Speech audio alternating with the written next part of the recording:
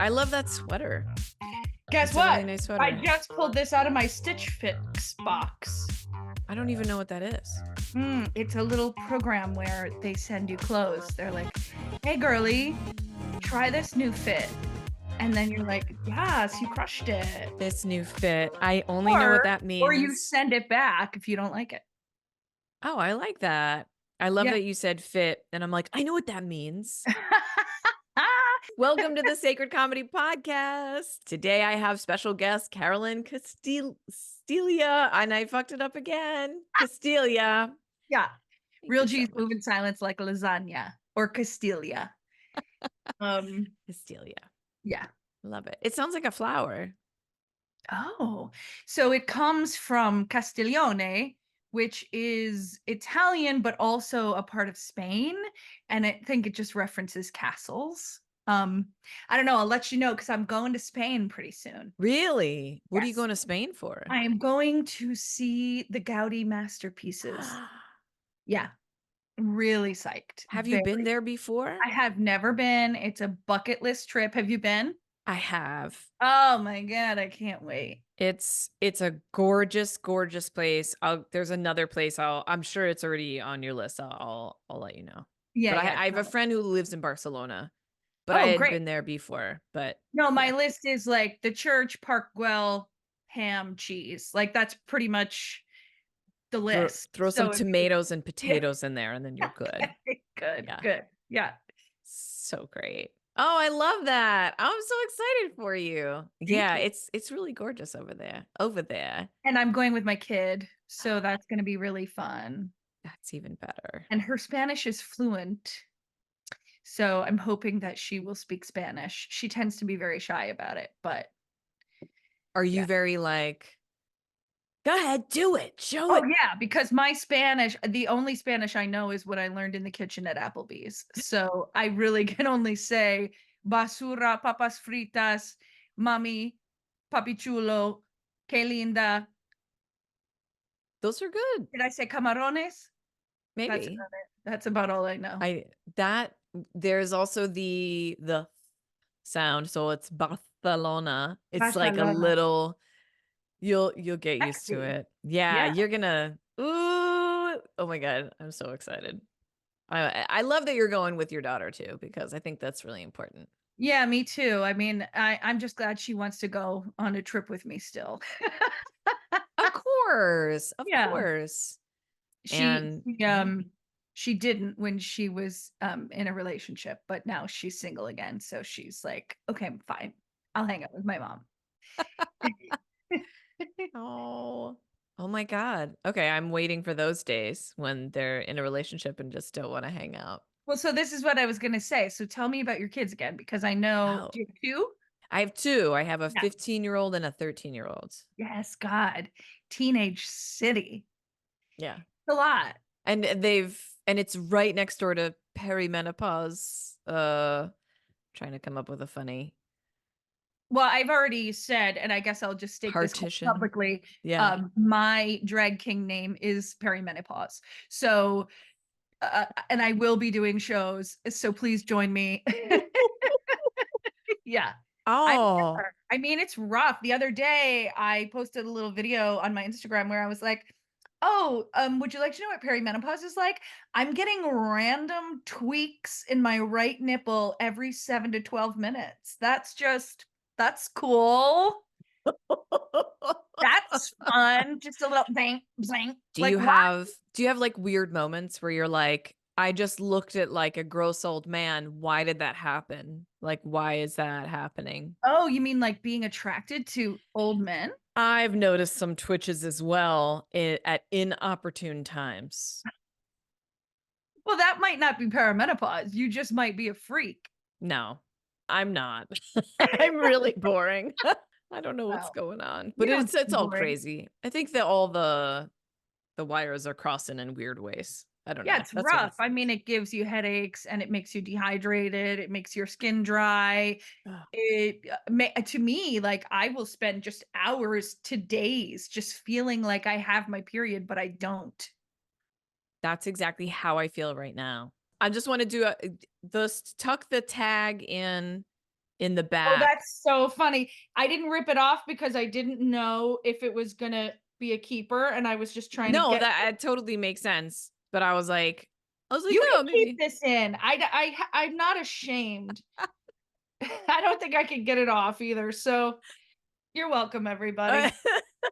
I'm love you keeping it Stitch so Fix, don't worry. Oh, Um, I know now we have like evidence. That's okay. The PMs, the P menopause, it's something to deal with. I love talking about that stuff. I mean, I'm like, I don't care about talking about things we're not supposed to talk about anymore. I mean, yeah, I mean, it's no just one over does, it. and so that's why we have to do it, and the Yeah. millennials are gonna come along just behind us and be making millions of dollars off of perimenopause as a trend. So we might as well squeeze our last little Gen X squirts out of it, you know. I was Uh, literally thinking the same thing. I'm like, then they're gonna come along and they're gonna perfect it. They're gonna yeah, they market will. it. And that, you know what? Good for them. Good for them. I look forward to taking whatever lotions and potions you create and Thank you for your service, yeah. you guys. Thank you. Get going. Like, let's go. All those college tuitions that your boomer parents are now, you know, with their 3 houses. I don't know. I don't know where that's coming from. I feel like You I have heard that resentment towards boomers, which is understandable. Who doesn't?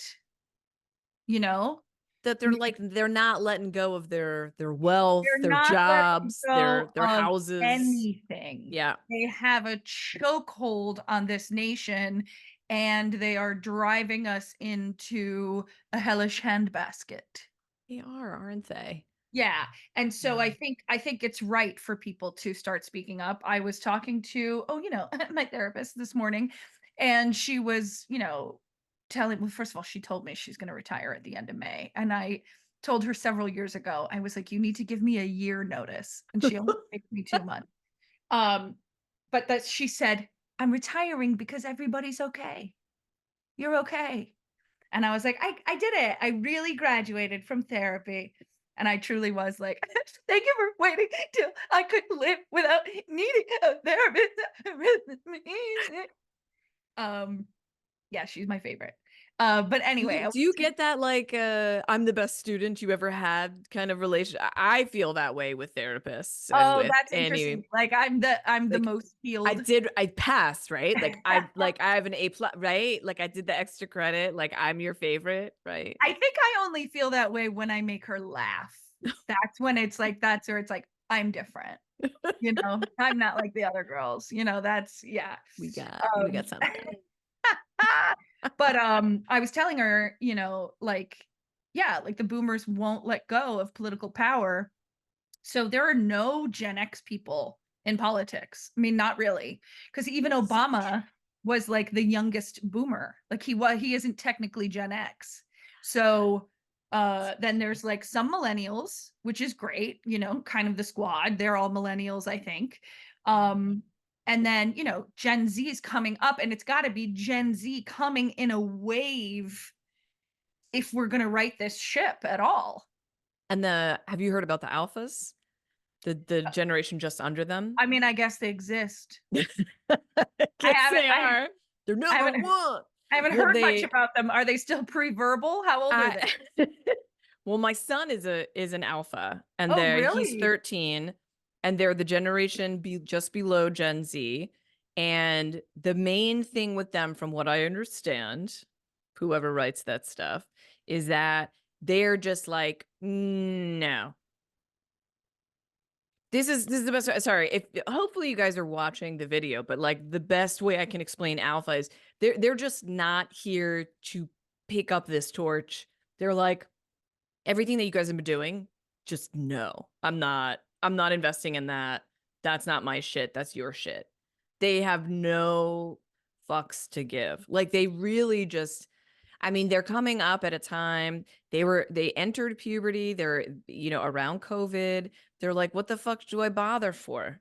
It's a little bit So of meaning, that. like, they're not picking up the torch and they're just not interested in, Oh, like, yeah. They're life? like, "No, college? Why?" They're like, "What Uh, for what?" They're just like they are here to do something different they're not like, they just don't care. That's the feeling I get when I talk to my son, and like with that whole they will not buy in to the bullshit. They have not bought in. I feel That's like good, but I feel like you're yeah. saying almost like 2 different opposing things, which is one is like, we don't care, right? Which Mhm. is like apathy and not doing Yeah. anything. And the other thing you're saying is we're not buying into the bullshit, meaning we're not gonna participate in the systems you created. So I think that's fine as long as they want to like break them down and offer something else I rather don't than think just that's I think they're still too young to be able to come up with the replacement.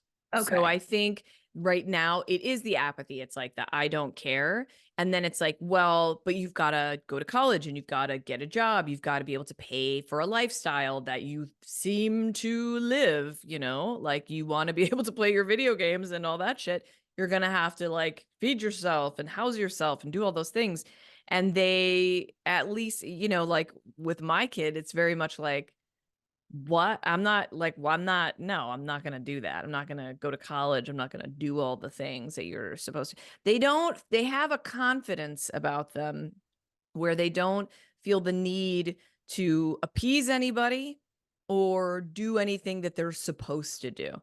They don't Mm, buy into anything. And I think from what I've heard about millennials is millennials are pissed because they bought into everything. They did everything they were supposed to do, and they're just coming up against like walls. People who graduated right when there was like a financial like calamity. It's like all of that stuff. I think millennials are just kind of pissed. They're like, we did what we're supposed to do, and it's not turning out the way we were promised. And Gen X is just like, I mean, are you surprised? Like, yeah, really? I mean, it's funny with like generational stuff. It's like I do think that some of these truisms apply like broadly, but then obviously if you talk to individuals, it's like you get each individual person's take on what it's like to be in their cohort, right? I think with Gen X, at least for me, like being on the tail end of Gen X, like I never bought into the apathy thing because I was so like, I'm literally a cheerleader. Like I was so I very there was no apathy. I mean, I was a base, so I guess in a sense there was apathy because I had to be calm so girls could be on my back. But, it's like very psyched, you know what I mean? And just like in it, like tap dancing, high kicking, doing musicals, like even stand-up comedy, Yeah. is pretty absurd, right? Like so I've always kind of been very like lust for life, had a big zest for things. Yeah. But I do feel aligned with the Gen X thing of like, well, it is kind of a shit show here. Like that part, Yeah. I do, yeah. But I feel like we can change it. And I think because my kid is Gen Z and I think she's so brilliant and I see that in all of her friends too, I'm like, no, they can take over and they can really make a change. They can. And Yeah. hopefully they will.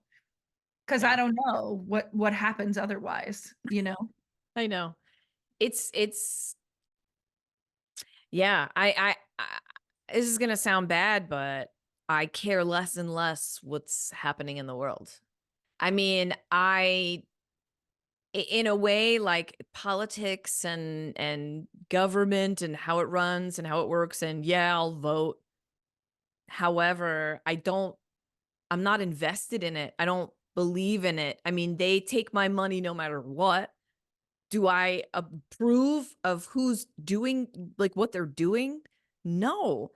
But I can't I have an issue with the idolatry that is just so prevalent in our society and has been for like a couple thousand years. That we need a leader, that we need someone to look up to, that we need someone to tell us what is right and what is wrong, whether it's religion, political leaders, celebrities, whatever it is. It's all been a way to take us outside of ourselves. And we had a chance during COVID to look inside. And Oh, I I think, did. yeah, I let's looked talk quite about it. inside. Yeah.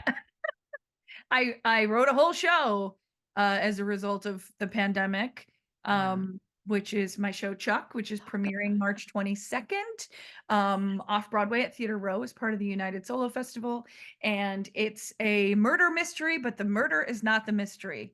That's a tagline my writing partner Katie and I just came up with this weekend. And it's a really good show about my grandparents dying in a murder suicide and the aftermath of all of that. Yeah. It's a comedy. It's a comedy, you guys.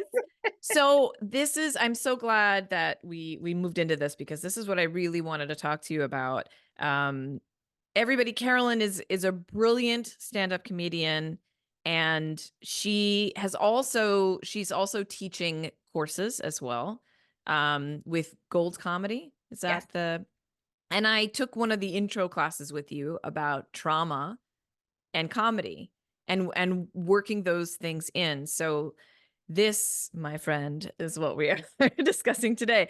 So you said so during COVID is when I guess that show started to be born. Is that when everything started to kind of come together? What was in place to get you to create this show? Time, having Mm. time, you know.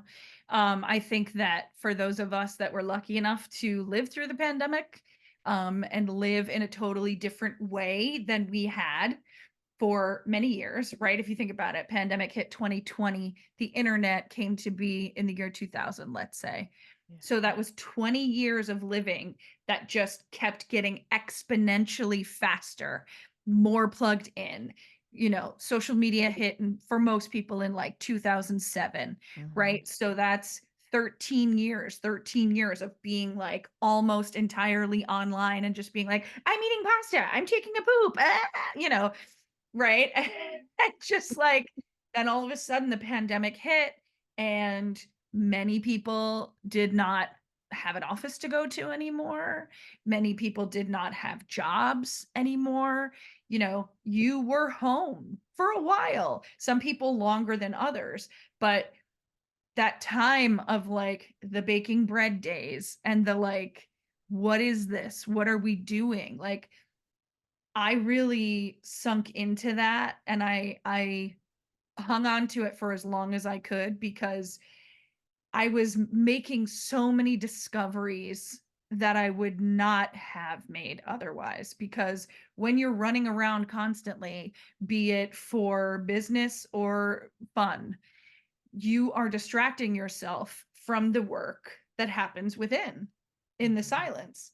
And there's nothing wrong with having fun. I love having fun. I'm not a hypocrite. I'm not going to be like, come to my comedy show on Friday, but also meditate, like I'm just saying, like, it was a rare opportunity. And so in that time, I was like, wow, I have friends that I think don't like me.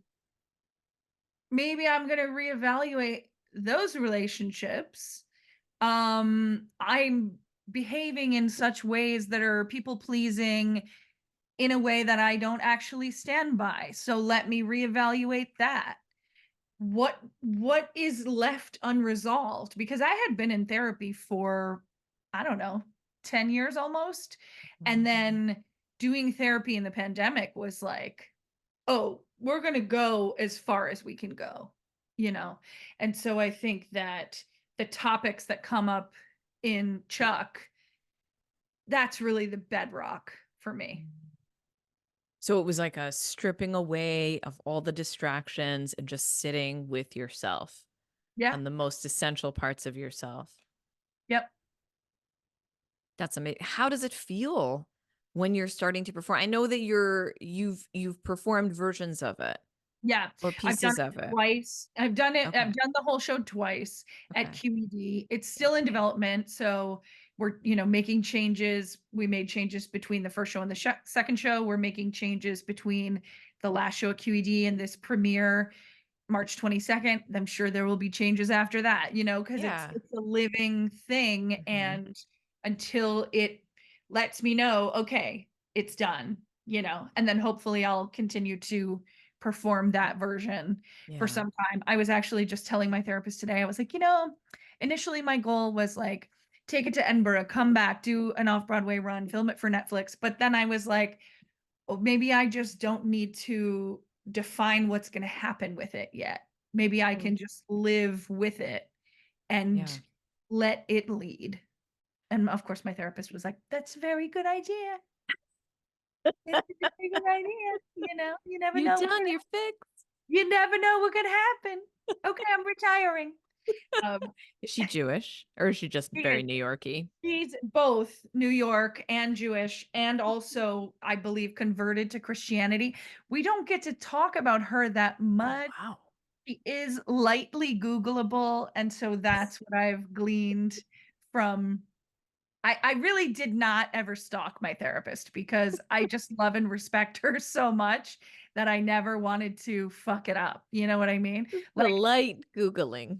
I mean, there is a thing where you feel like, okay, does my therapist trust me and think I'm sane so that I can know things about her? You know what I mean? I feel like the first couple of years were just like, I know, I just really have a lot going on, and can you just help me out, and then that's when they're like not telling you shit, but then, as I got better, I was like, so, I would like to send you a Christmas wreath. Would you trust me with your address? You know, I do. So I do know where she lives. I have not driven by because I have respect. Okay. And she loved the wreath. She loved it. So You understand boundaries. That's yeah. fine. And I'm sure she would say it if there was any discomfort. Yeah, she So, would. yeah. She would.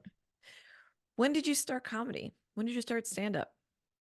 I was 25, newly married. One of the first jokes I wrote in the stand-up class that I took was, I just came across it the other day, it made me laugh.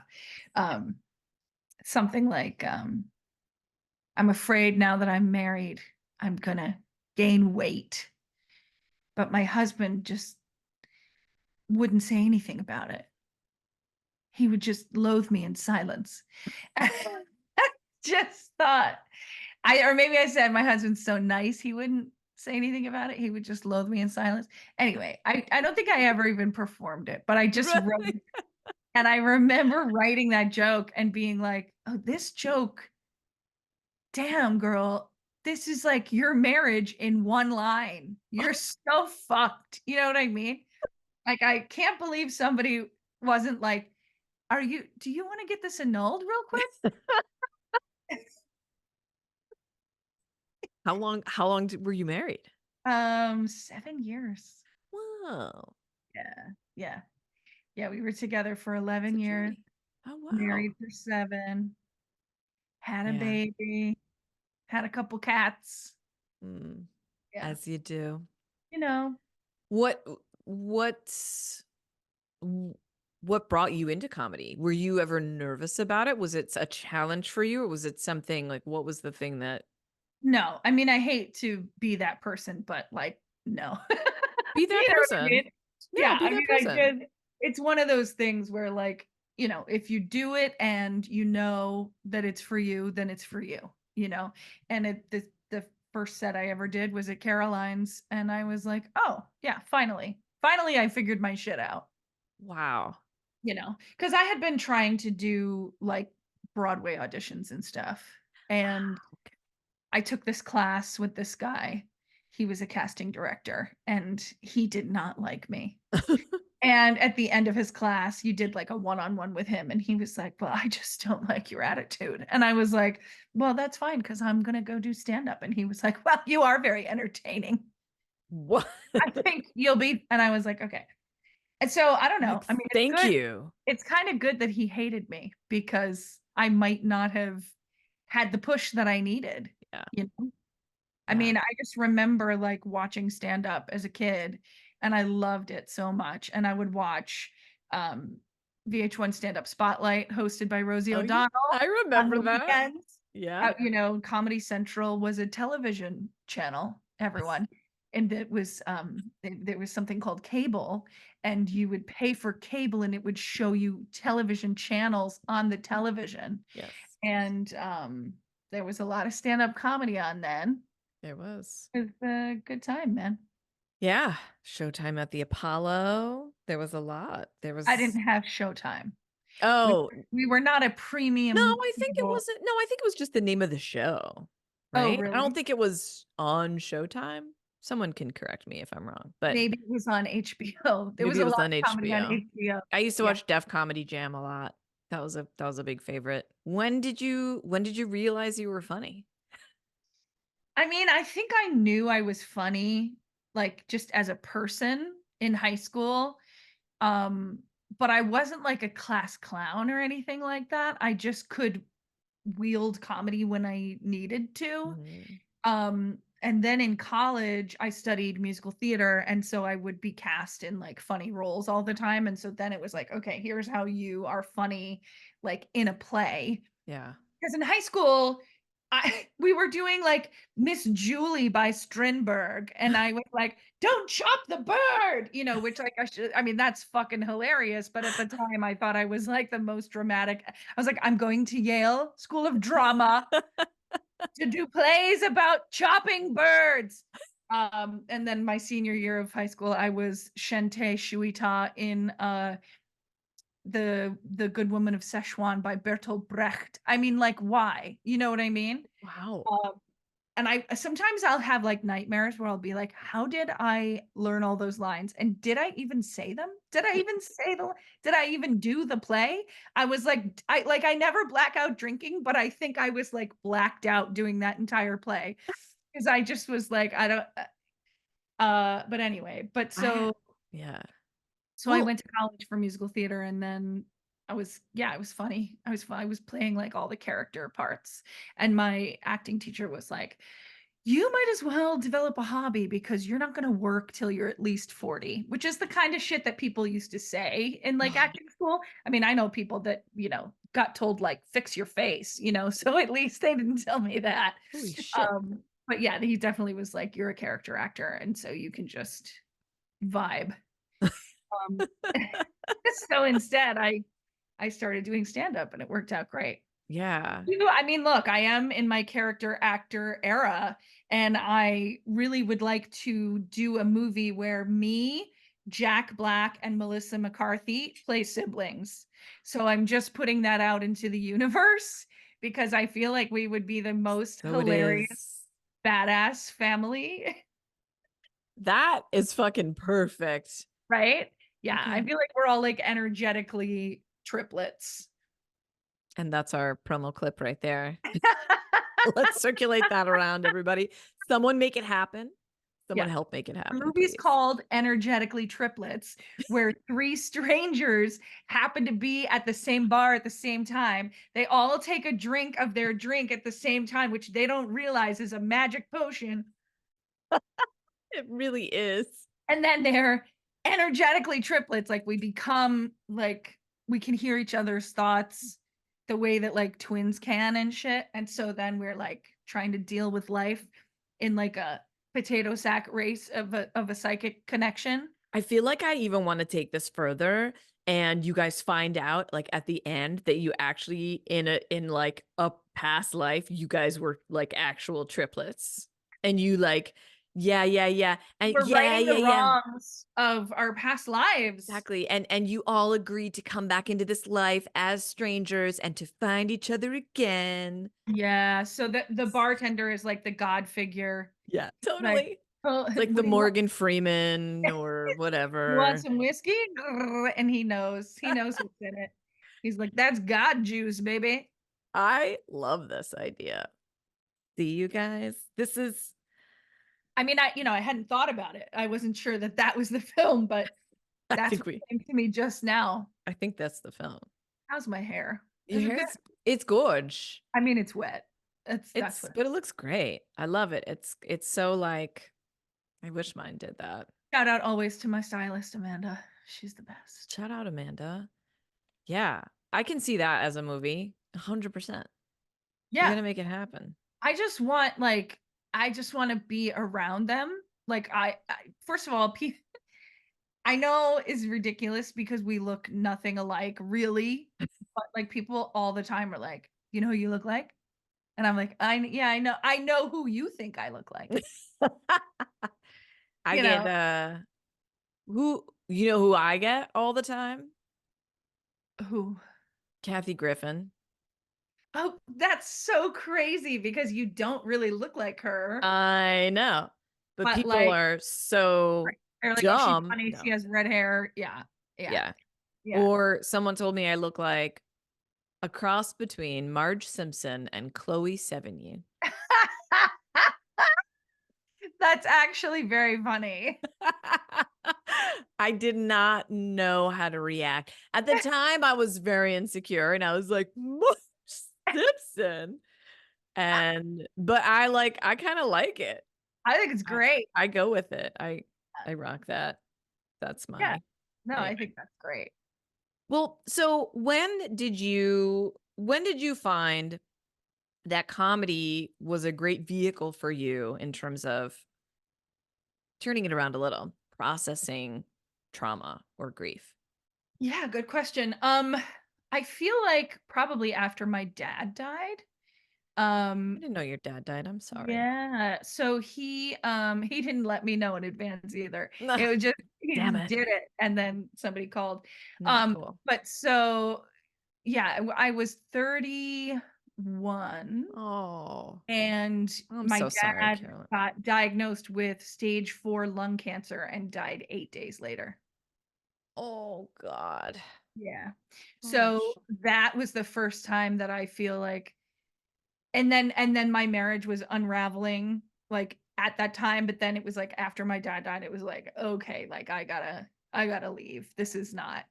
Um, so there were a whole series of things where it was like, my dad died, I'm divorcing my husband, I am in court, like, dealing with oh what it's God. like when you divorce when you have a child, like, so there just life just kept throwing so many challenges at me that I was like, "Okay, thank fucking God I do comedy," Yeah.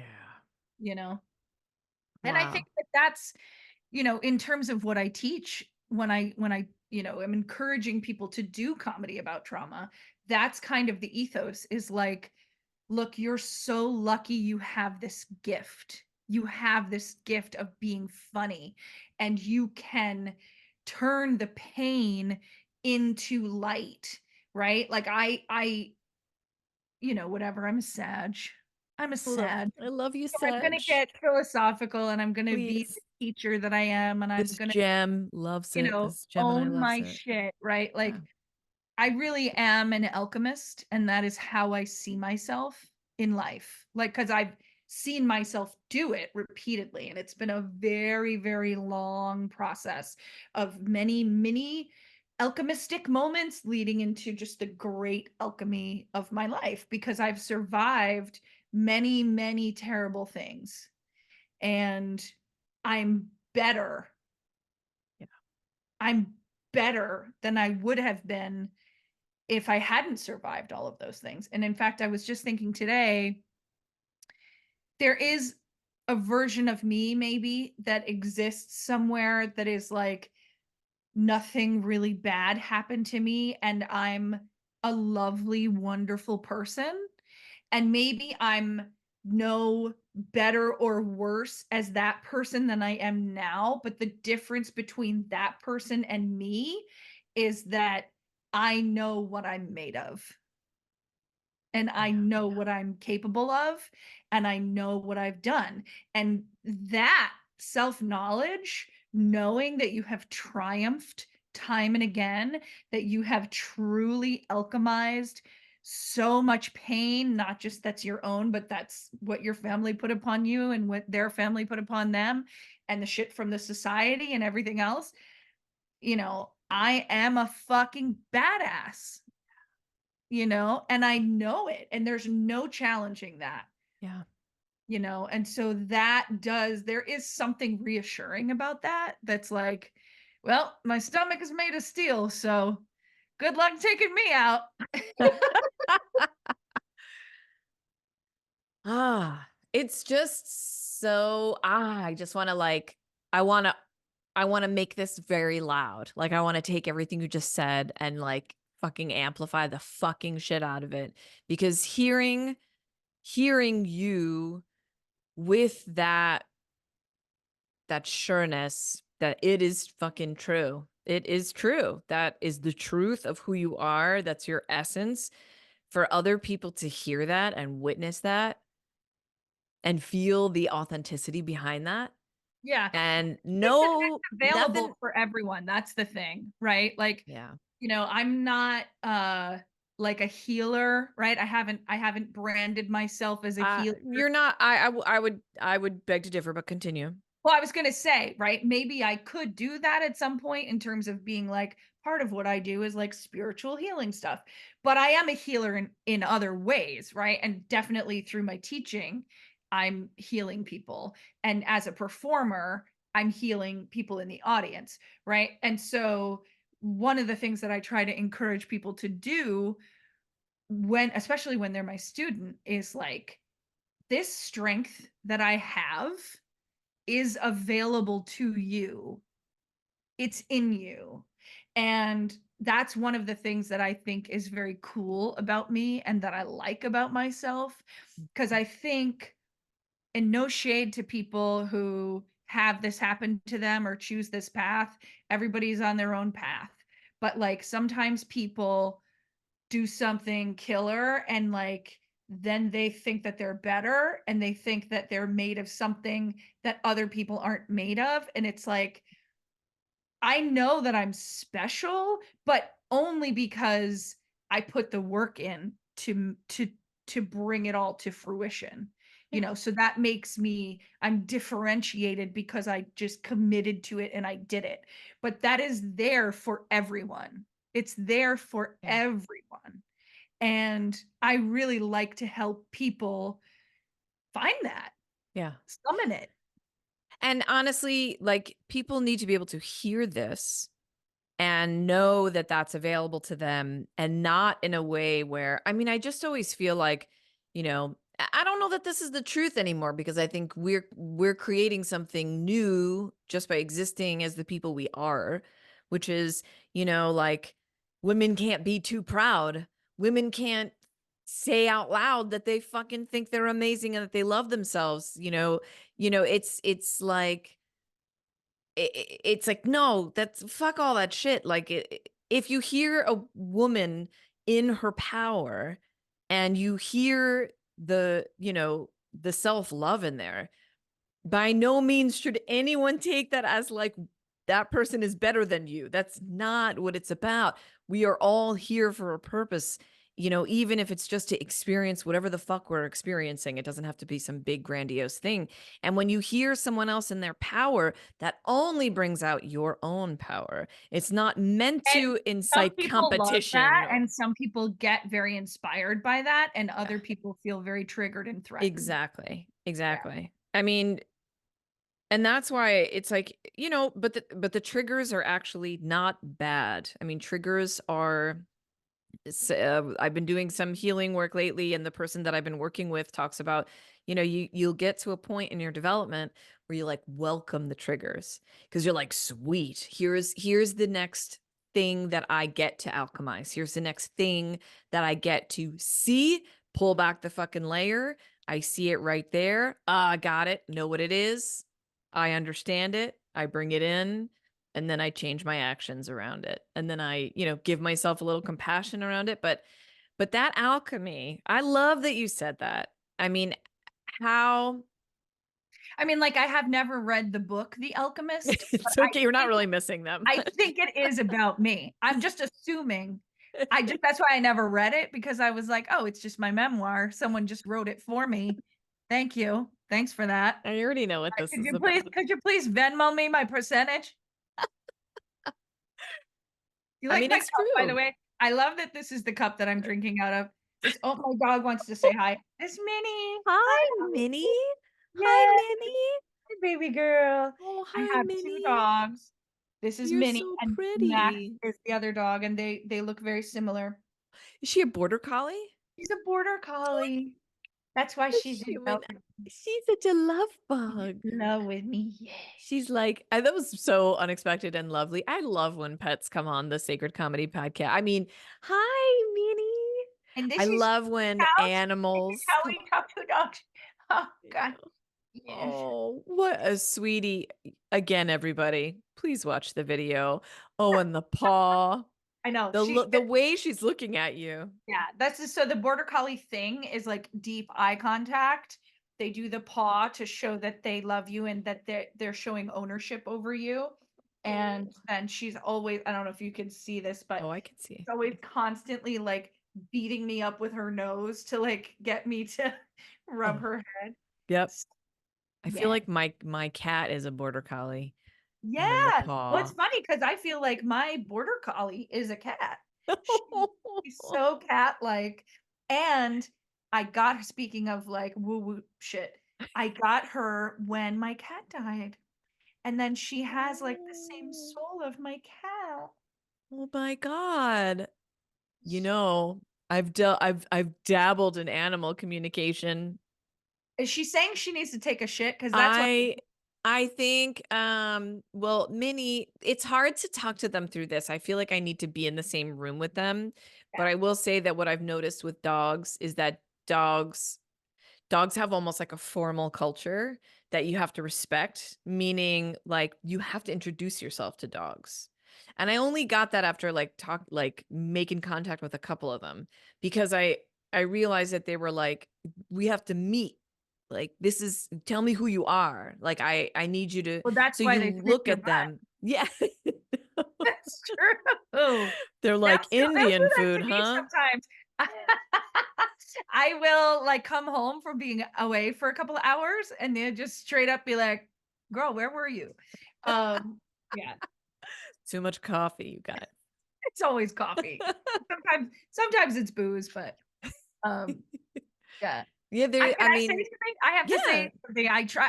I like, please. if this interview were happening pre-pandemic, I would have become the interviewer, like, within 10 minutes of the podcast because I'm so interested in other people that I always just end up being like, "Well, tell me about you."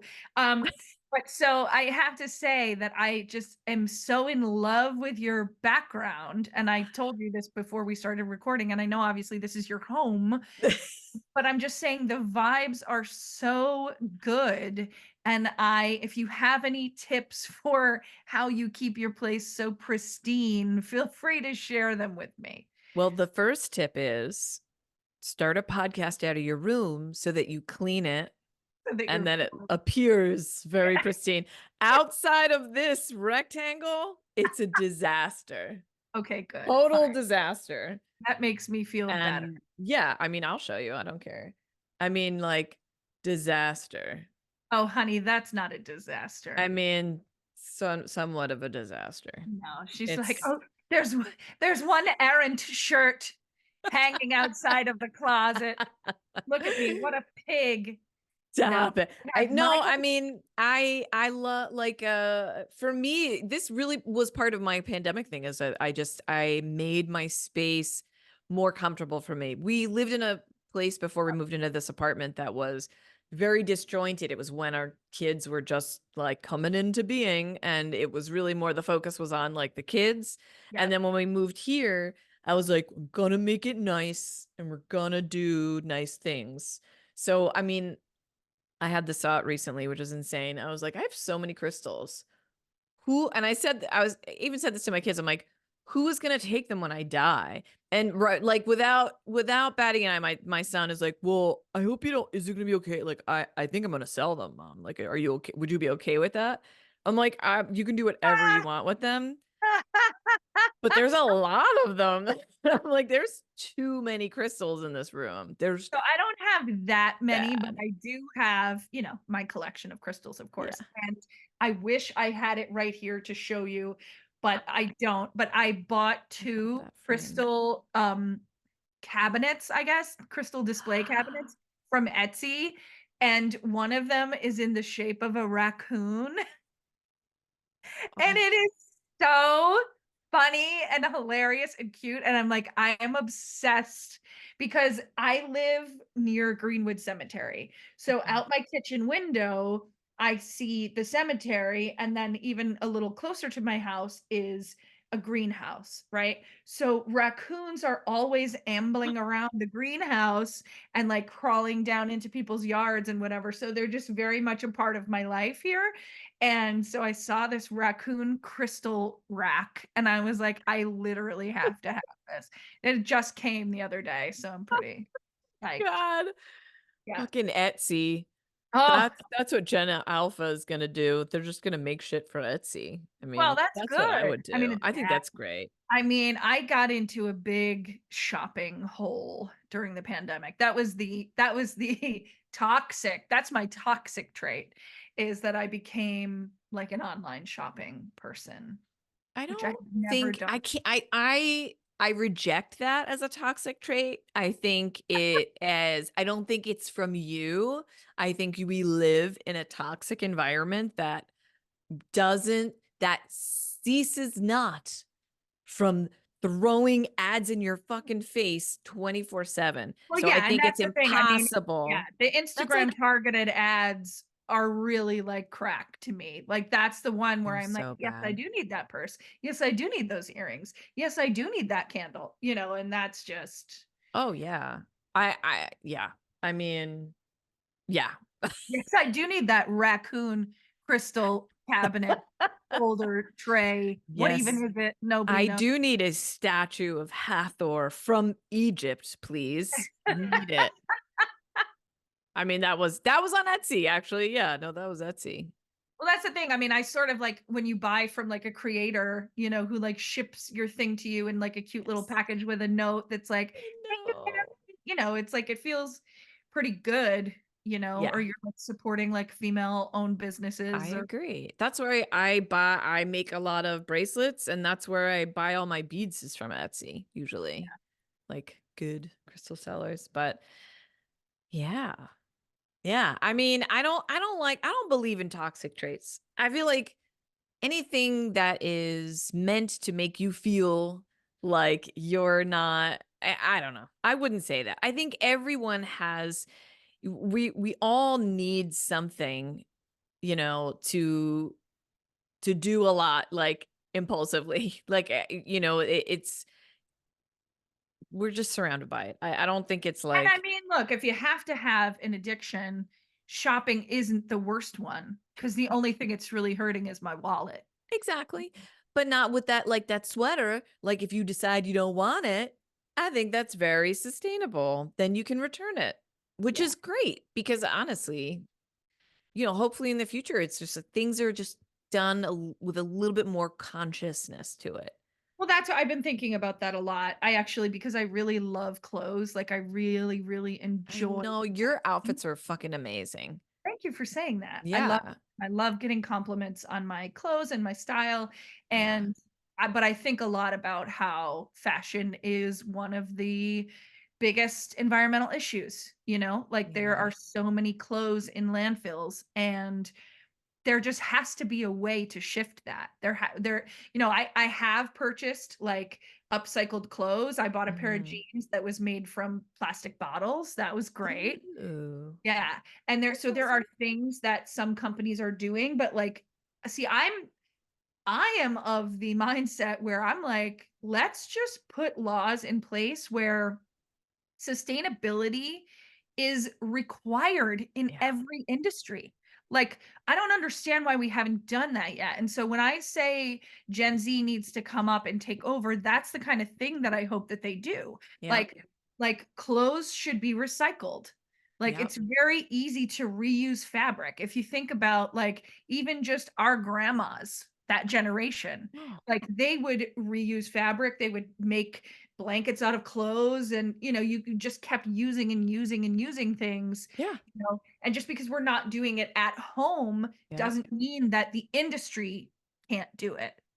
I agree. I think they need to take so much more responsibility, and it's not just about like what we want. It's like, yeah, we'll go along with whatever, but they just need to take more responsibility. I agree with that. Same I thing for and like Apple with, constantly putting out new phones. Like, yeah, it's great to have a nice phone, but like There's what's going no on? Like we're mining the earth for the products that are making this phone, and how is this sustainable, you yeah. know? One of my favorite things that I learned about, which is like pisses me off to no end, is perceived obsolescence or, Oh, you know, planned or obsolescence. Yeah. planned Yeah, obsolescence, yeah, yeah, whatever. yeah, yeah. And it's like this shit could have been built to last. Someone told me, someone who comes from a communist country was like, look at communism. I mean, not that, this is something to hold up as like an example, but it's like shit doesn't break in communism because you just make it to last. Yeah, It's yeah, not capitalism. It's not fueled by this constant cycling of more new, it's like, when is it enough? When or is it even if enough? it's not built to last, because for example, I went to Cuba. I was very lucky to get to go to Cuba, Oh, um, wow. for a week, but like, soaking it in, seeing everything in Havana, like you see like the upside and the downside Of to course. the way that they live, right? And there's Yeah. both, right?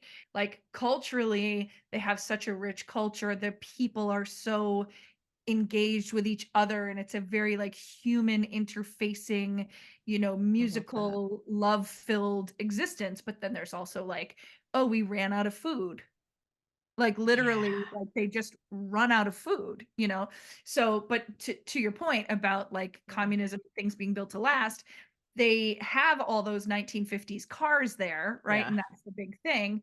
And they just the shell of the car is the original from the 50s, and then they like get Russian parts or like Korean parts, and they just keep like patching them up, and so it is very Yeah.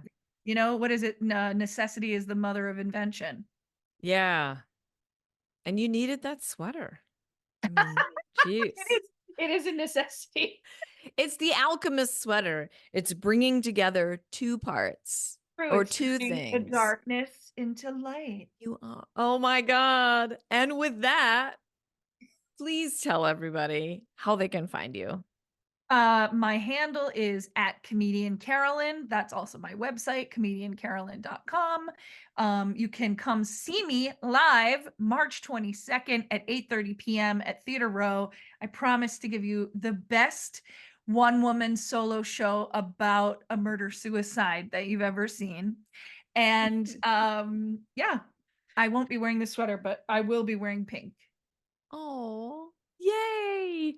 And this episode comes out on March 20th, Wednesday, March 20th. So everybody, you have time. Um, and this has been, I mean, I adore you. We've only hung out like 2 times, and well, now 3. And each time I just want more. Well, So thank you so much. let's get together and drink coffee, and then I can come home and my dogs can sniff my butt. That's how we should end it. I mean, that's the Yeah. classiest ending to a podcast. Yes. I've been drinking out of a plastic pina colada glass from Coney Island, so I don't know a lot about class, but I do know about a good time.